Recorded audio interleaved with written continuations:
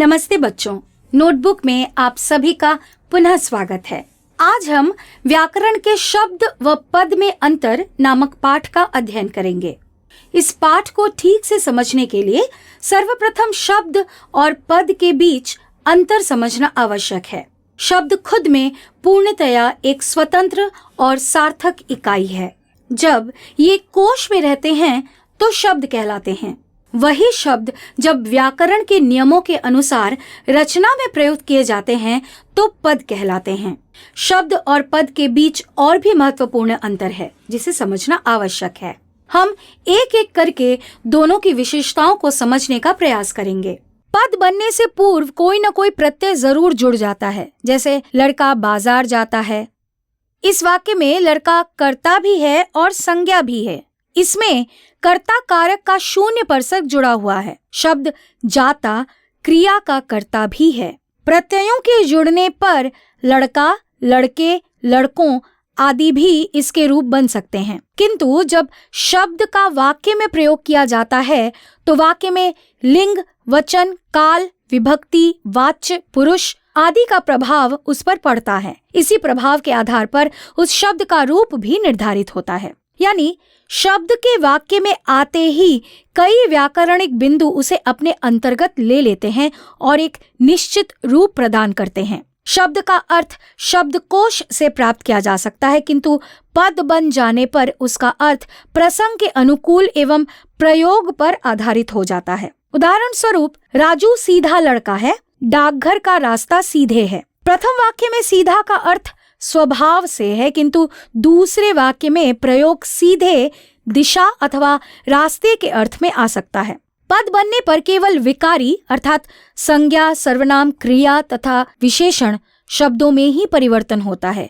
अविकारी शब्दों जैसे क्रिया विशेषण, संबंध बोधक, विस्मयादि बोधक, समुच्चय बोधक आदि में कोई परिवर्तन नहीं आता। यथा संज्ञा शब्दों में बच्चा, बच्चे, सर्वनाम शब्दों में मैं, मेरा, मुझसे, विशेषण शब्दों में अच्छा, अच्छी, अच्छे, क्रिया शब्दों में चलो, चलना, चलता। पद में प्रायः दो प्रकार के शब्द आते हैं। प्रथमतः कोशीय शब्द और द्वितीय व्याकरणिक शब्द। अब हम इन दोनों प्रकार के शब्दों के विषय में जानेंगे। कोशीय शब्द वे शब्द जिनके अर्थ शब्दकोश से प्राप्त हो जाते हैं, उन्हें कोशीय शब्द की संज्ञा दी जाती है। जैसे बंदर, आदमी। व्याकरणिक शब्द वे शब्द जो व्याकरणिक रूप से काम आते हैं, उन्हें व्याकरणिक शब्द कहते हैं। जैसे मुझसे अब क्रिकेट नहीं खेला जाता, यहाँ पर खेला शब्द व्याकरणिक है। इसी प्रकार पदबंध को भी परिभाषित किया गया है, जिसका ज्ञान होना आप विद्यार्थियों के लिए अति आवश्यक है। पदबंध कई पदों के मेल से निर्मित व्याकरणिक इकाई को पदबंध कहते हैं। उदाहरण, तानसेन की तरह गाने वाले तुम चुप क्यों बैठे हो। अतः पद और पदबंध दो अलग चीजें हैं। इन दोनों के मध्य के अंतर को इस तरह से समझा जा सकता है।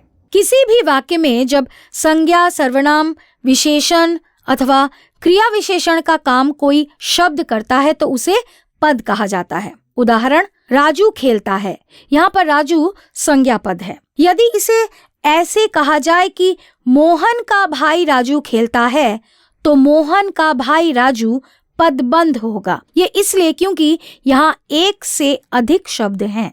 अब हम शब्द भेद के विषय में जानेंगे। स्रोत के आधार पर चार तरह के शब्द पाए जाते हैं। तत्सम शब्द, तद्भव शब्द, देशज शब्द, विदेशज या आगत शब्द। तत्सम शब्द संस्कृत भाषा के वे शब्द जो हिंदी भाषा में भी अपने मूल रूप में ही प्रचलित हैं, उन्हें तत्सम शब्द कहा जाता है। उदाहरण, जल, सूर्य, वायु और कर्म आदि। तद्भव शब्द वे शब्द जो संस्कृत भाषा से उत्पन्न तो हुए, किंतु समय के साथ जिनका रूप परिवर्तन हो गया है, उसे तद्भव शब्द कहा जाता है। उदाहरण, दधि से दही, कर्म से काम, सूर्य से सूरज आदि। देशज शब्द वे शब्द जो परंपरानुसार जनजीवन की साधारण बोलचाल की भाषा है, किंतु क्षेत्रीय प्रभाव के कारण हिंदी में घुल मिल गए हैं, उन्हें देशज शब्द कहते हैं। उदाहरण, लोटा, खिड़की, थैला आदि। विदेशज अथवा आगत शब्द वे शब्द जो फारसी, अंग्रेजी, तुर्की, पुर्तगाली और अरबी आदि विदेशी भाषाओं से हिंदी में आ गए हैं, उन्हें विदेशज अथवा आगत शब्द कहते हैं। उदाहरण सिनेमा, कुर्ता, अमीर, चाय आदि। रचना के आधार पर शब्द के 3 भेद हैं: रूढ़ शब्द, यौगिक शब्द, योग रूढ़ शब्द। आइए अब इन तीनों का अध्ययन उदाहरण सहित करते हैं। रूढ़ शब्द वे शब्द जिनके सार्थक खंड न किए जा सकें, उन्हें रूढ़ शब्द कहते हैं। उदाहरण हाथ अर्थात हा धन थ।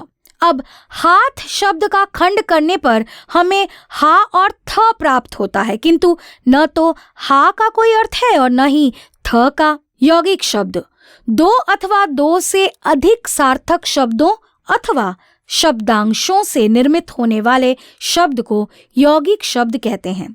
उदाहरण राष्ट्रपिता। इस शब्द में राष्ट्र शब्द भी सार्थक है और पिता भी, अतः राष्ट्रपिता एक सार्थक शब्द है। योग रूढ़ शब्द वे यौगिक शब्द जो किसी रूढ़ अथवा विशेष अर्थ को हमारे समक्ष प्रस्तुत करते हैं, उन्हें योग रूढ़ शब्द कहते हैं। उदाहरण नीलकंठ। यह शब्द नील और कंठ के योग से बना है, अतः इसे यौगिक होना चाहिए, किंतु इसमें एक विशेष अर्थ भी निहित है। नीलकंठ शब्द सदा भगवान शिव के लिए प्रयुक्त होता है, अतः इसका प्रयोग भगवान शिव के अर्थ में किया जाता है, अतः यह एक योग रूढ़ शब्द है।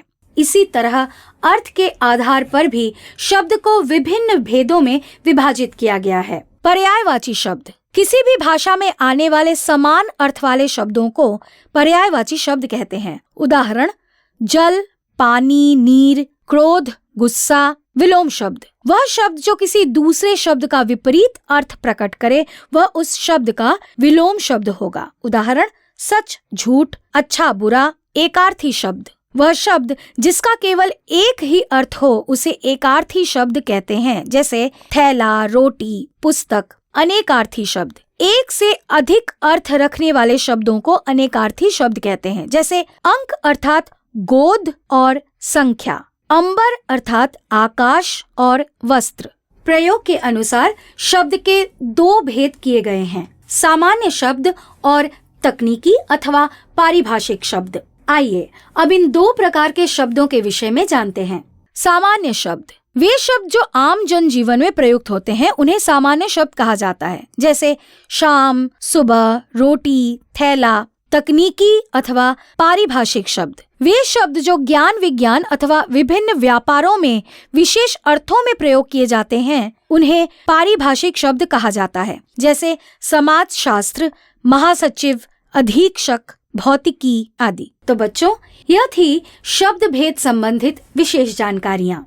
अब आगे हम पदों के भेद का अध्ययन करेंगे। पदों के भेदों के बारे में विस्तार से जानने के लिए आप हमारा अगला वीडियो अवश्य देखिए।